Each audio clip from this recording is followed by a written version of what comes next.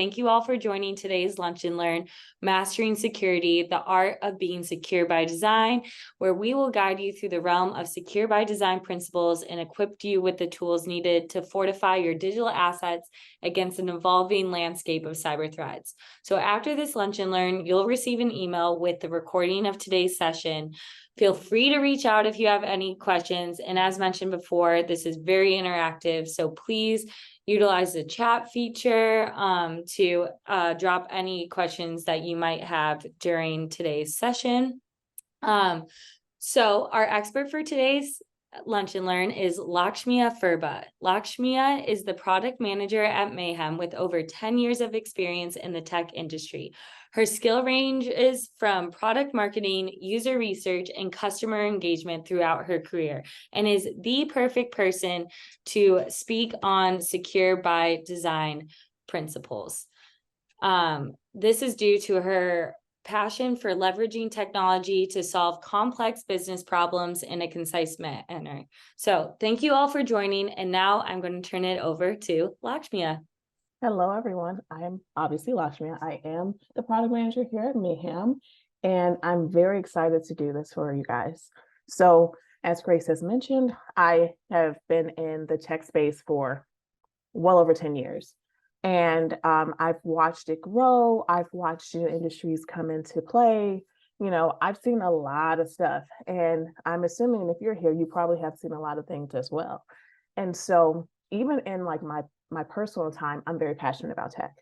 And that's why I'm very excited about doing this presentation, because it was actually spurned from something that you guys are going to learn about later on in the presentation. So let's get some things started. And so here's the agenda for our Lunch and Learn today. What is secure by design? You know, what does that look like to you? You know, and what it actually is. We're going to identify and mitigate some common cybersecurity threats, implementing proactive security measures, a Q&A session, and of course, a conclusion. So obviously, what is secure by design?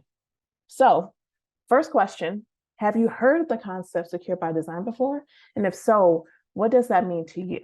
Because when I've asked this question in the past, I thought everyone had the same answer, and it turns out that's not true. So I really want to know what you think this is, in your opinion. And if you aren't even sure what it is, tell us in the chat. No judgment here. This is completely educational. So I want to know what your thoughts are. So I'll give you guys like 2 minutes to put your answers in the chat, and we'll move forward from there.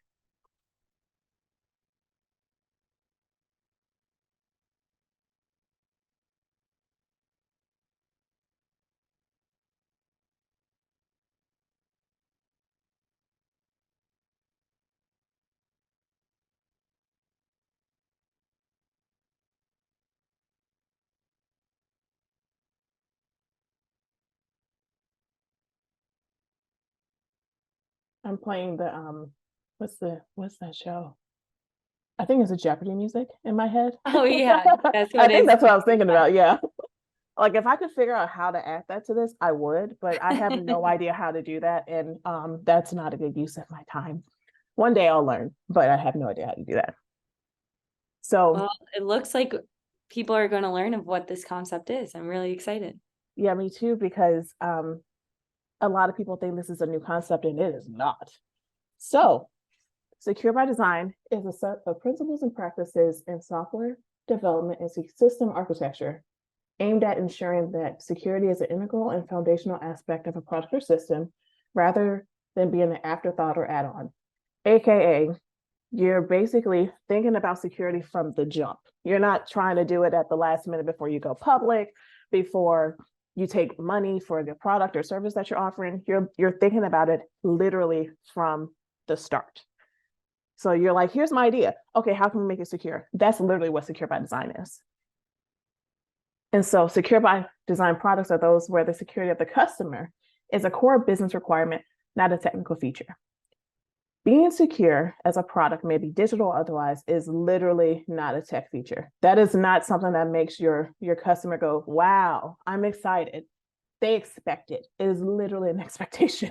So make sure you're thinking about your customer when you're doing this, especially if you have a very technical product and your target audience is not that technical yet. So you need to think for them, and as well as bad actors that may want to interfere with what you're doing. Overall, a secure by design approach not only makes systems more resilient to attacks, but also contributes to cost savings, user trust, and a smoother development process. It aligns with the proactive stance needed to navigate today's complex and evolving cybersecurity landscape, which is true. Like, you should be secure from the start, as close to the beginning as possible. I cannot stress this enough. I am a product manager, so I'm very biased about this, but please, I cannot stress this enough. Think about the security before you launch your next app, before you launch your next website, before you launch your next product. I really want y'all to think about that. So that's my little soapbox moment. And so here are some key principles about being secure by design. The less access, the better. Only give access to what's necessary. I mean, internally in your organization and outside as well. So if you have contractors, employees and stuff, only give folks access to things that they actually need, not everything. Because if you give them access to everything, you're more inclined to accidentally or intentionally have some problems. And that's not what we want to do here. In-depth defense. Have securities with layers. Like, we all hate when we're on a website and they're like, create your password. And it's like, yeah, you got to have numbers, a capital letter, a special character. That's part of that defense. So that it's a lot harder for someone to actually hack and get your information if you make it a little bit more complex. Fail-safe defaults. Be secure by default in all of your systems. This literally ties into what I've been preaching about for the past 2 minutes. Making sure everything is secure. Passwords on things that need to have passwords, VPNs, etc. There's a ton of ways of doing it. Obviously, create a plan that works best for your organization and for your teams. Economy of mechanism. Simplicity for security. Keep it simple in terms of implementation, but make it hard for folks to actually hack into your stuff. Open design. No security through obscurity. Again, be as clear as possible as you can when you're doing the things that you're doing by being secure by design. And complete mediation. Control over every access attempt. You should have a couple of admins, in my opinion, depending on how big the org is. Y'all should have a couple of admins. You should never just have one admin that has access to everything, because what if that person is ill? What if they leave the company? Various things that we don't want to think about, but we should plan for anyway. Make sure you have control. I cannot stress this enough. I've been in organizations where they had someone working there for 30 years, and that's the person that set everything up. And then when they retired, they had no idea what to do next. That is not being secure by design. That's literally the opposite. So please don't do that. So here's some benefits of being secure by design. Reduce vulnerabilities. Again, this simply means that you're less likely to actually have vulnerabilities exposed. It minimizes the risk of security breaches and attacks, and it makes it a lot easier for you. Like, you can actually test things while in production to make sure that they're actually where they're supposed to be. You can even do a dry run even to make sure that it is doing what it's supposed to do and is actually showing the way it's supposed to do, all that great stuff. Stronger defense. A secure by design approach results in a more robust and layered defense strategy, making it hard for people to actually hack into your stuff. You want to make it as difficult as possible for them, but easy to implement for you. And sustainability. When you have a system that is built with security in mind, you're more likely to withstand the test of time. You're less likely to actually have all of these issues that we're going to talk about later on in the presentation. And legal and regulatory compliance. Depending on your industry, you already have some security by design principles in place because your industry requires it. Automotive is one. If you work in the federal or government space, that's another. There's a ton of industries that actually have certain requirements that are set up by default. So you can add to that to make it even stronger and more secure for your organization. And this is for my money folks. Speed and scale. This literally helps with, making sure that your development cycles are smoother and that you can actually address things from the jump instead of right before, your large launch on Product Hunt, because everybody loves a big old breach before they go on Product Hunt. So you want to make sure that you're covered. Easier maintenance. don't you want to sit there and actually work on your product instead of having to worry about pushing out a patch every week? Because that's annoying. I'm sorry. I know it's annoying. You don't need to do a patch every week if you are, more secure by design from the start. Lower costs, aka saving you money. You want to be able to save money so you can allocate that to better things in your organization, in your business, in your product. If you address those security concerns from the start, you're already lowering your costs and you're already ahead of the game. And it also creates a cultural mindset for your organization. So if everybody knows, hey, before we start here, we have to make sure these 5 to 10 things are checked off. It's already integrated and it's already in the culture of the org so that you're already secure by design from the jump. Like that makes it so easy. So it may seem like it may be a little bit more work, but once you set it up initially, you probably don't have to do it all the time. And if you are, you may need to go back and revamp your process a little bit. Now, we're going into our next section, which is identifying and mitigating common cybersecurity threats. Now, I want to see the chat light up with this because of the question that's coming up next. When you hear cybersecurity threat, what are some things that come to mind? Look, it can be small, it can be big. I want to know what you think when you see cybersecurity threat. That could be in like a headline online, that could be a headline in a newspaper, that could be an email sent from your CISO. What do you think cybersecurity threat means to you?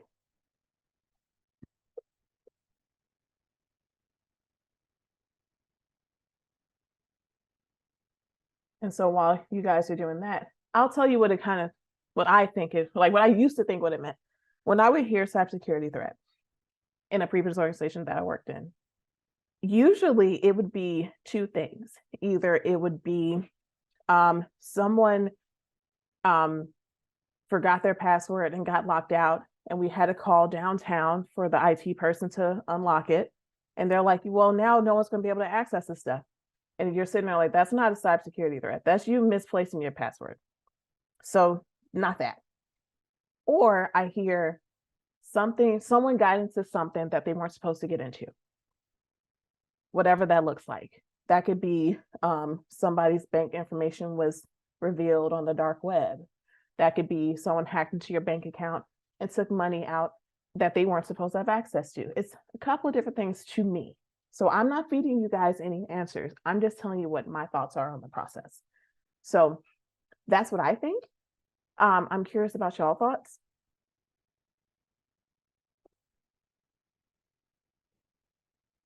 Because I don't think there's like a one size fits all answer to this question, because it truly depends on what industry you're in, your experience, what part of the world you're in. It's a lot of different things. So we're going to go and move on to the next part. Most people, they're thinking malware or ransomware, especially ransomware right now, because in a lot of cybersecurity headlines, you're going to see stuff about ransomware. Like that's what's making the most news right now. I see alerts about it all the time. It used to be malware before people got hip to ransomware. I remember seeing, there'll be bugs and stuff out. And I'm like, dang, every week it would be something new. And this is even before I actually started working in tech. I saw this when I was in high school.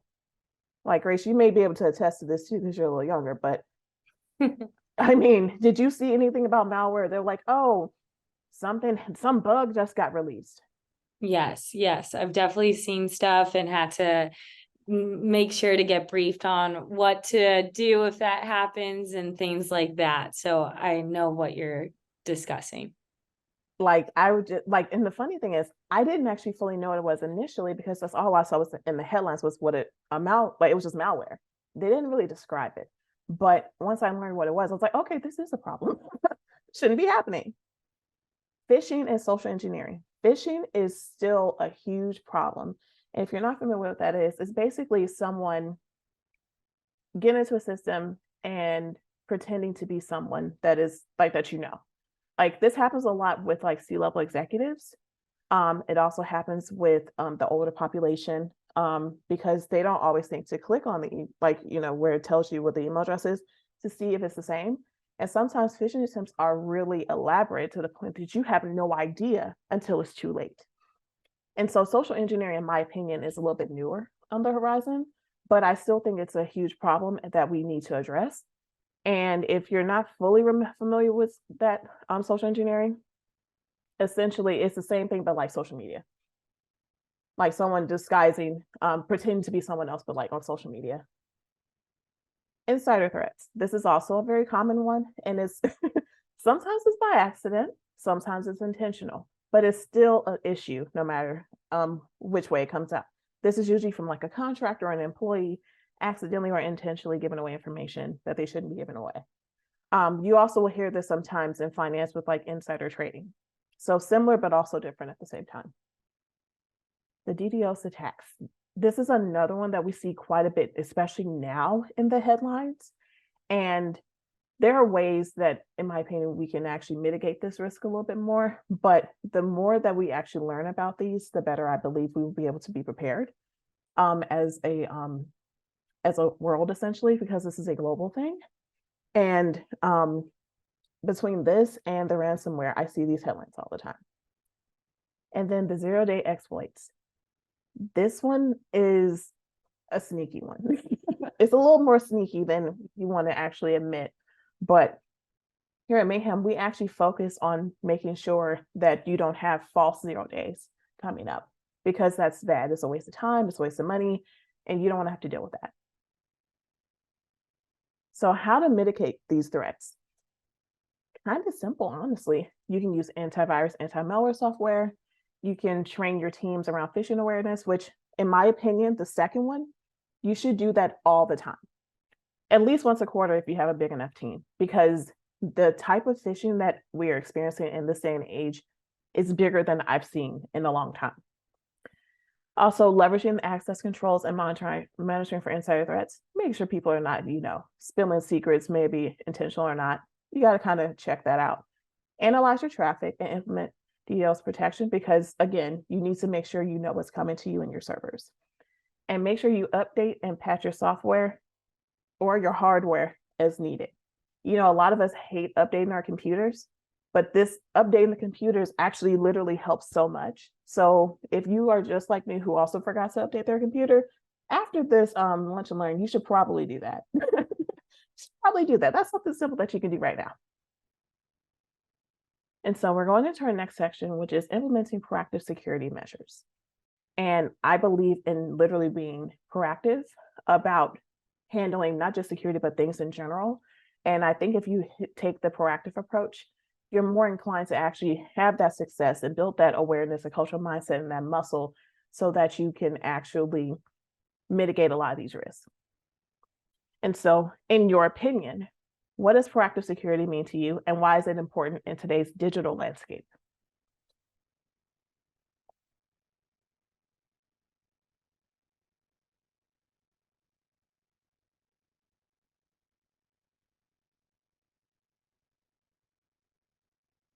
Again, I'm playing the Jeopardy music in my head. That's a good soundtrack. We need to figure out how to add it. We really do. We really do. Like, I really want to figure out how to do that. Because it would be so perfect for moments like this. That or Wheel of Fortune or The Price is Right. But I really like the Jeopardy music for this. So those are my top 3 options that I would choose. And so if you're not sure what this means to you or why it's important, we're about to tell you. So essentially, it's important because if you come from a proactive approach, you don't have to scramble to prepare a plan once something happens. Because of course, you don't want to think about the future of something like this happening to you or impacting your company or your business. But in this day and age, if you're doing anything digitally, you need to plan for it. If you're using, the internet at all, you have to plan for this type of thing because it's an expectation from your customers. It's an expectation that is probably for your industry. And you want to make sure that it is very hard for people who are not good, aka bad actors, to not actually get into your systems. Like, you want to make it difficult to, like, you know what, I don't feel like doing this no more. I'm going to move on. You want to give them that type of energy. So here's some ways that you can do that. Threat modeling. You can actually identify those potential risks from the start. You can also establish secure coding practices, validate your inputs, and avoid injection attacks, because injection attacks are also not the best thing you want to deal with. Regular security assessments, that's penetration testing and code reviews, or just simply reviewing, making sure that like things are up to date. You know, if things are not up to date, this also can give hackers or bad actors a chance to get into your systems. Encryption and data protection, secure your data at rest and in transit at all times. Even more so if you're using third-party stuff. Make sure everything is encrypted and secured and your data is protected, as well as your users. And so user authentication and authorization. Implement that strong access control. Just like I mentioned before, you're doing it inside of your company, inside of your business, doing it on the other side of your customers. Again, I mentioned the password thing when it's like, you gotta have a capital letter, a special character, numbers. Things can't be, in order. It may seem like it's hard work or like annoying, but it's done for your protection in mind. It is literally for your protection, for both you and your consumers. And so I just wanted to share this quote because this is from Director Jen Easterly of the CISA. Consumer safety must be front and center in all phases of the technology product lifecycle, with security designed in from the beginning.